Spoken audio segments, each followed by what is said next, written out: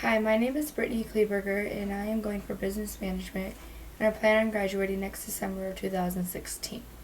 Today I'm here to talk to you about what I have learned through this course of business communication and how it helped me in my career path. There are different ways to communicate within the business. You can talk verbally face to face. You can talk internationally with other countries.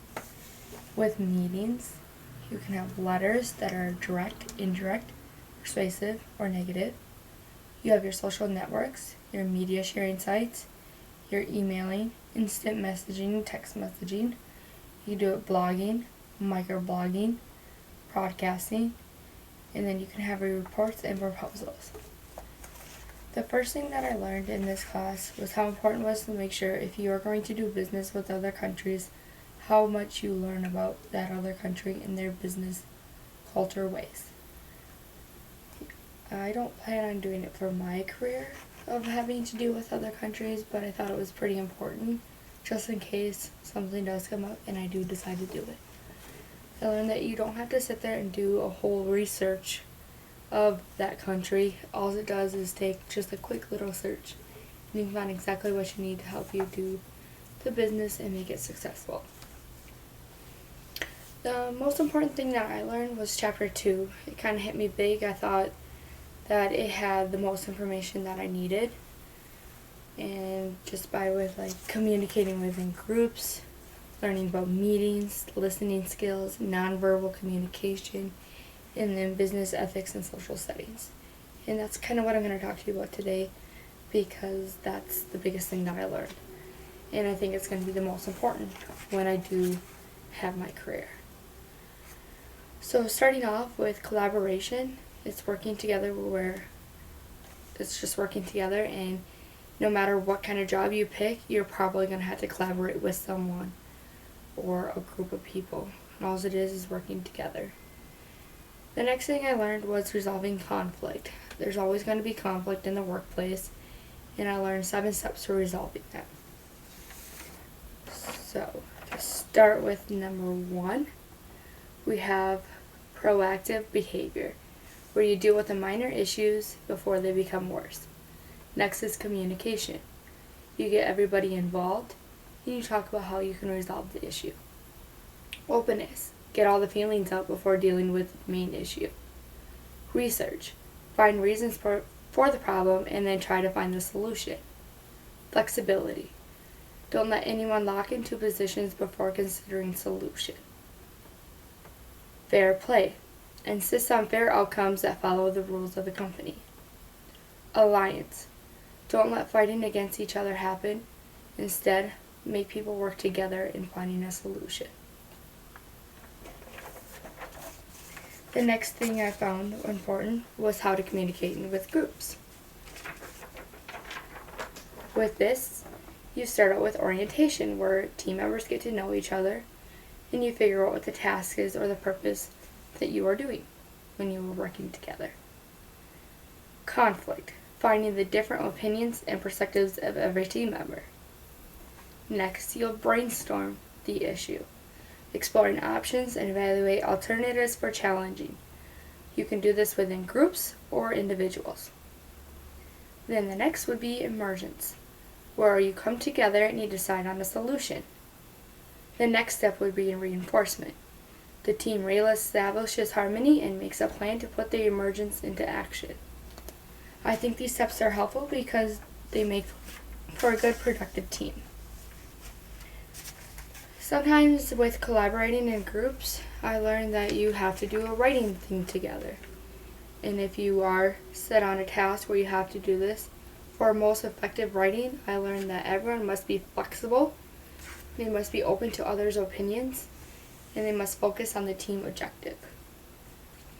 The biggest thing is meetings. Where I work now, we have meetings, even though it's just a restaurant.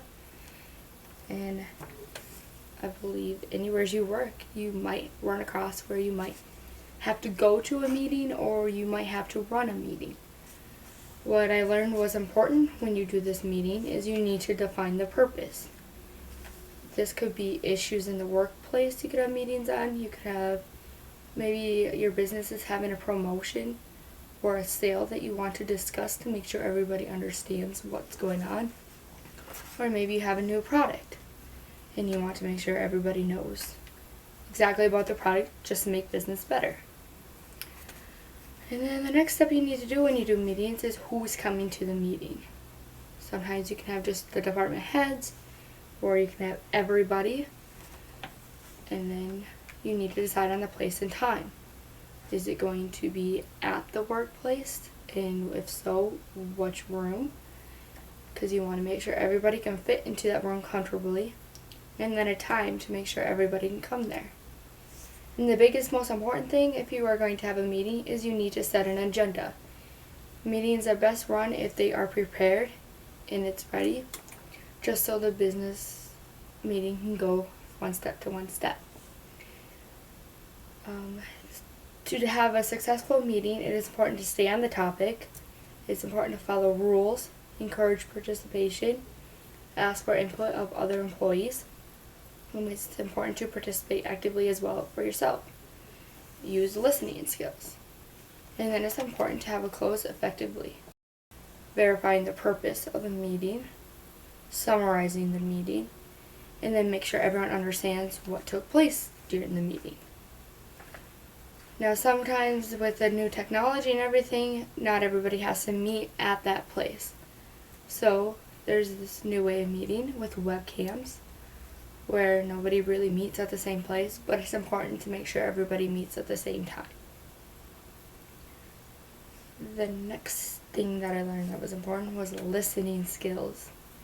It's important to listen everywhere, so it doesn't matter if it's in the workplace or to a relationship. So there's 3 different types of listenings. There's content listening, where you understand and evaluate the meaning of the speaker's message on several levels, where it's the logic of argument, strength of the evidence, validate of the conclusions, implications of the message, speaker's intentions and motivates, and then the omissions of any important relevant points that the speaker made. Then there is empathetic listening, empathic listening, where you understand the speaker's feelings, needs, and wants. You don't just jump in and you can't interrupt them. It's just you just listen to them. And then there's active listening, where you make conscious effort to turn off filters and bias to truly hear and understand what they are saying. So that just means you can have all your opinions, but you're just going to sit there and you're going to listen to them and hear what they have to say. Ways to listen effectively. You can receive the information, physically hearing the message of what's being said. And then there's decoding, where you find the meaning of what's being said and then put it based on your values, beliefs, expectations, rules, needs, and personal history. Then you need to remember what's being said, store for future processing. And then next you'll evaluate it, find the facts and opinions of what you heard. Then responding, feedback, applauding, laughing, or just being silent. It's also good, maybe you can ask questions to the speaker. The next thing is nonverbal communication, which is also important to know, just because when you're talking to somebody else, you can get a lot from what they say, or like what they're thinking and what they're feeling, just by based off what things they're doing. So for this nonverbal communication, I have facial expressions, because they can say how the person's feeling, especially if you watch in their eyes. That's why eye contact is very important. You can see what they're trying to say through their eyes. Gestures and postures, hand movements, you can watch for that. And then postures, are they slouching? If they are, they're probably not feeling confident about themselves of what they're saying. Vocal characteristics, are they talking really monotone, or are they having high pitch? Are they talking super fast where you can't understand them? Stuff like that. And then it's not really what they say, it's how they say it, which is also important when you hear vocal characteristics. Their personal appearance can have a big nonverbal communication, just by based off of how they're groomed, their hairstyle, what tattoos they may have, what kind of piercings they have, in the clothing that they're wearing. Something that's not so big in America, but in other countries, touch.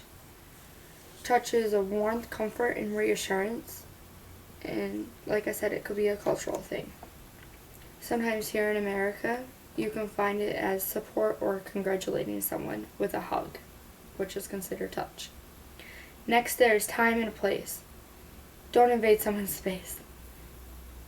Example, standing too close to them. Just by doing that, you can make someone uncomfortable, and they're not going to get the message that you want them to. Then there's etiquette, being professional.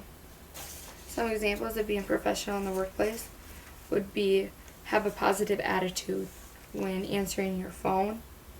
There's being considerate when you leave voicemails to other coworkers and customers. And then always make sure you have your own voicemail recording. Every business has to use communication no matter what, so there's no way around it. You have to use it. You have to be professional about it if you want your business to succeed. And the most biggest thing I've learned is that you need to know your audience. If your audience doesn't speak the same language as you, they're not going to understand what you're saying.